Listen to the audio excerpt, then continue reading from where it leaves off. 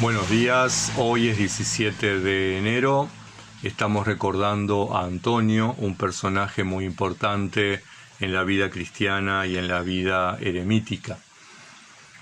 Su vida fue escrita por Atanasio, y si bien Atanasio es un buen escritor, tenemos que leerlo en su contexto. Por la admiración que sentía hacia Antonio, magnificó muchísimo su vida, sus enseñanzas y sus palabras.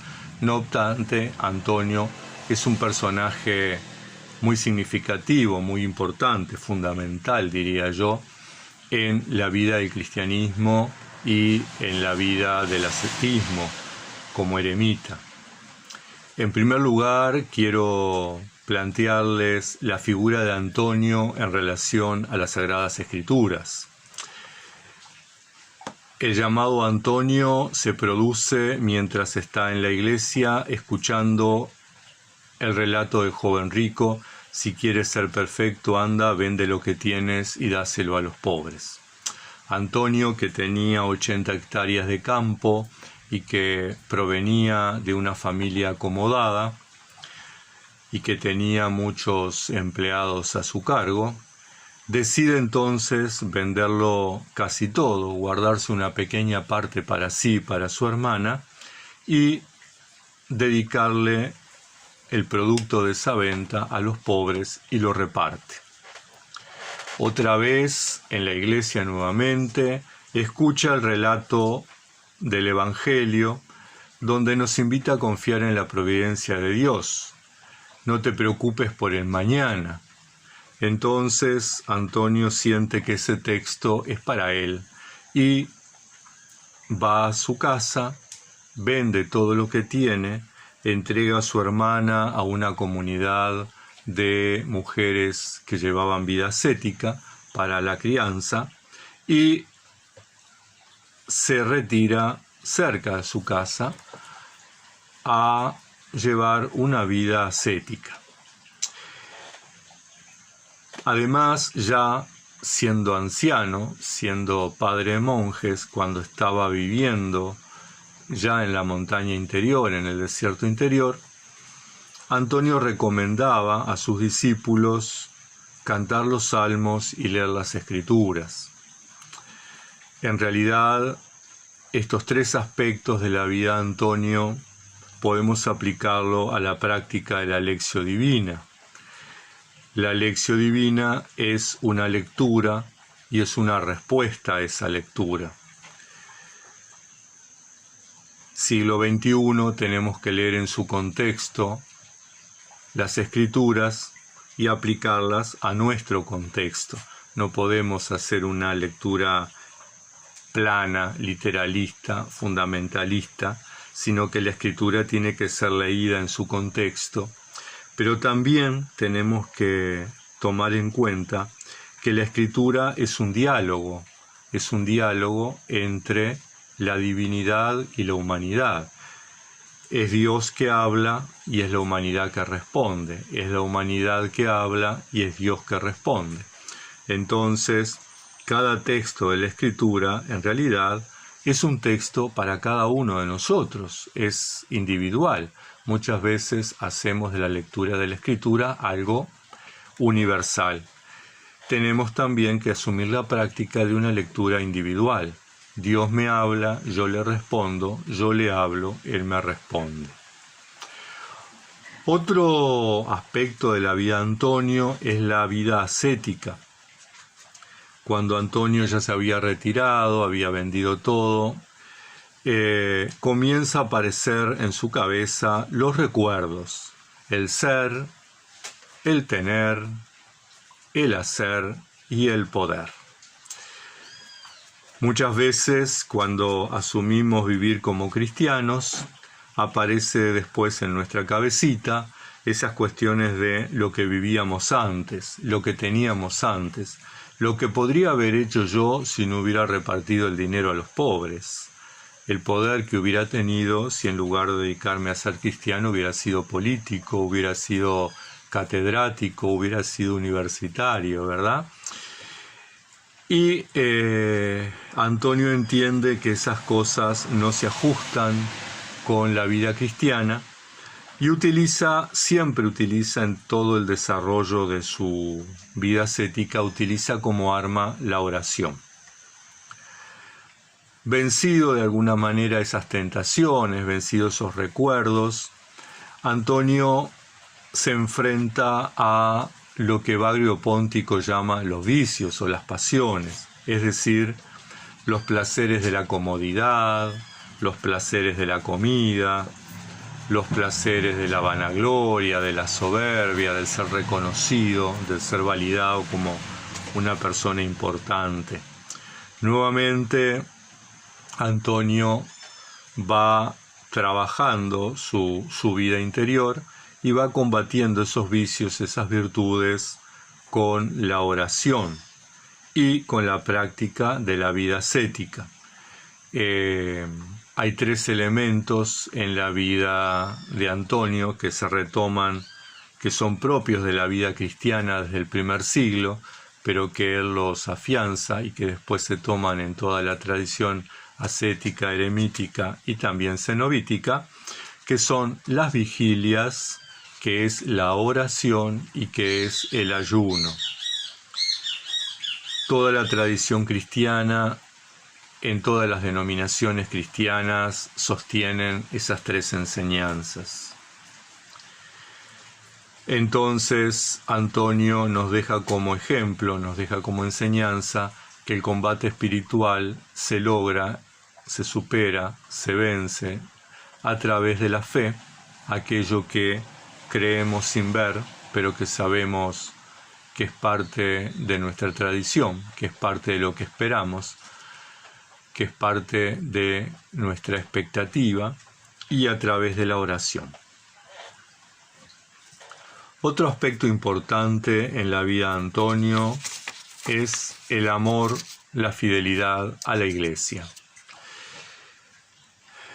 En primer lugar, Antonio es un reformador de la Iglesia, es un reformador del cristianismo. Un cristianismo que había empezado ya en el siglo IV con la paz de Constantino a acomodarse, a instalarse en el poder, a asegurarse determinados beneficios, y Antonio reacciona junto a otros cristianos también, muchísimos cristianos y cristianas que deciden no ser cristianos de esa forma, deciden ser cristianos a la manera de antaño, ¿verdad? Un poco añorando los tiempos de las primeras comunidades, cuando Hechos de los Apóstoles nos relata en el capítulo 2 cómo vivían. Y entonces Antonio se retira y comienza a vivir esa vida eremítica, esa vida ascética, y eso hace que sea un reformador. De hecho, la Iglesia luterana lo define como reformador de la Iglesia. La Iglesia anglicana y la Iglesia católica lo definen como padre de la vida eremítica. Las iglesias evangélicas lo definen como modelo de cristiano. Claramente siglo IV establece una primera reforma. El segundo aspecto del amor de Antonio a la Iglesia está en la fidelidad a las Escrituras y a los concilios ecuménicos, sobre todo en aquellas épocas en que el arrianismo había prendido fuerte y se negaba de alguna manera a Jesús como una persona, la persona del Verbo de Dios, como en su eternidad, y era presentado como una criatura, como alguien creado por el Padre, negando de esa forma la divinidad y la eternidad del Hijo junto al Padre. Antonio va a combatir de alguna manera muy fuerte ese error que tenían algunos cristianos. Tendríamos que preguntarnos hoy, de todas las iglesias, ¿verdad?, las católicas romanas, las anglicanas, las nacionales, las independientes, los protestantes, los evangélicos, las asambleas de Dios, en fin, de todas las denominaciones cristianas, quién tiene un poquito de verdad y quién tiene el otro poquito de verdad.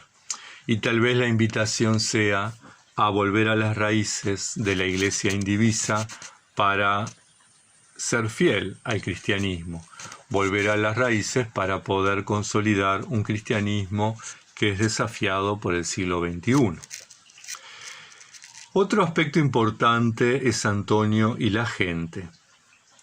Cuando yo escucho a veces esas afirmaciones rotundas y categóricas de algunos eremitas que se es eremita en el desierto, en la montaña, en el bosque o no se es eremita, voy a la fuente, que es Antonio. Y si bien Antonio es un buscador del silencio y de la soledad, tenemos que, en primer lugar, bajaba a la ciudad a predicar justamente en contra del arrianismo, a afirmar la fe cristiana. Por lo tanto, dejaba el silencio y la soledad de la montaña o del desierto para ir a cumplir con su tarea de cristiano. Cuentan que en determinado momento Antonio estaba rodeado por la gente y la gente lo asediaba pidiéndole enseñanzas y consejos, y comenzaron a disipar la gente para que no lo molestara, para que lo dejaran tranquilo. Y entonces Antonio, medio en broma, medio en serio, plantea, bueno, ¿qué es esta gente que me molesta comparado con los demonios de los pensamientos y de los deseos y de las tentaciones con los que vivo en la soledad y en el silencio? Dejen a la gente tranquila, que seguramente me molestan mucho menos que ellos. Primera enseñanza de Antonio, ¿verdad? Segundo aspecto importante, Antonio, cuando se trasladó a la montaña interior, al desierto interior, y ya llevaba muchos años de vida eremítica, no tenía reparo en ir a las comunidades a confirmar a los otros ascetas, a los otros eremitas, confirmarlos en la fe. De hecho, hay muchos relatos en los cuales Antonio bajaba a las comunidades y en el cual muchos miembros de las comunidades iban a donde estaba Antonio. Por lo tanto, lo importante es el silencio y la soledad en el corazón, en el desierto interior. Lo externo es externo. Yo puedo estar en la soledad de la montaña, puedo estar en el pico más alto de una montaña y, sin embargo, puedo tener todos los ruidos del mundo en mi cabeza y en mi corazón, si no soy capaz de separar los recuerdos, los deseos, los sentimientos, los pensamientos. Otro aspecto importante es Antonio y el trabajo. El trabajo no como proveedor de dinero, sino el trabajo como transformador del entorno. Podríamos separar entre empleo y trabajo. El empleo me provee dinero, el trabajo me desarrolla como persona y me vincula a mi entorno. Si yo tengo un jardín y cultivo flores, trabajo. Si yo tengo un huerto y cultivo la tierra, trabajo. Si yo tengo un computador y me gusta escribir poemas, trabajo. Dicen que Dios trabajó 6 días y descansó el 7º, según el Génesis. San Pablo dice, el que no trabaja, que no coma. Bien, una enseñanza entonces para quienes en la vida eremítica, en la vida ascética, pretenden vivir solamente de la oración, de la contemplación. El trabajo es importante. Cuentan que un día había un monje con sus discípulos trabajando, llega un hermano y critica un poco esa forma y dice, pero ¿cómo están trabajando, perdiendo tiempo en lugar de estar orando y adorando a Dios? A la hora de la comida, el anciano llama a los discípulos, pero no llama a este hermano. Pasada ya la hora, este hermano se dirige al anciano y le dice: pero ¿y cómo no me ha llamado para comer? ¿Es que los hermanos no comieron? Y el anciano le responde: sí comieron, pero como nosotros somos unos tibios y unos superficiales y trabajamos y comemos, no quisimos molestarte a ti que te dedicas a las cosas de Dios. Bien, gran enseñanza. Antonio cultivaba la tierra para el sustento y la autonomía suya. Es una invitación también a que nosotros busquemos una forma de trabajar y de transformar nuestro entorno. Otro aspecto importante, y el último, es Antonio en armonía con la naturaleza. Antonio, cuenta Atanasio, que recogía lo que la tierra le producía. Estaba en una zona de palmeras y entonces se alimentaba de dátiles.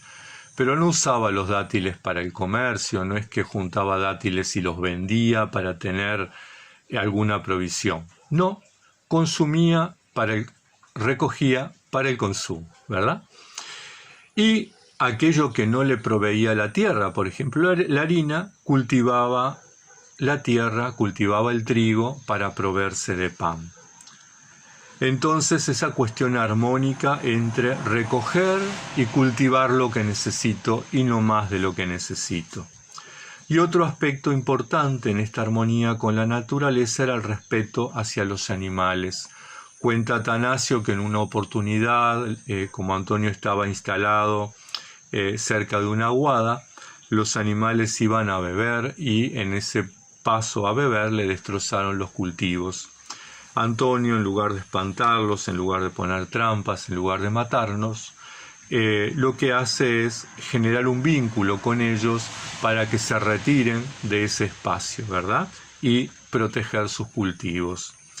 Bien, estas enseñanzas de Antonio en esta sociedad de consumo, en esta sociedad donde todo se tira, donde todo se usa, donde todo se mata, donde todo se deforesta, es el que nos enseña a mantener una actitud de armonía con el entorno en el cual vivimos. Entonces hoy tenemos en cuenta a Antonio en la Lección Divina, su ejemplo, Antonio en la oración, Antonio en el combate espiritual, Antonio en el trabajo, Antonio en la transformación del entorno, pero con respeto a la naturaleza.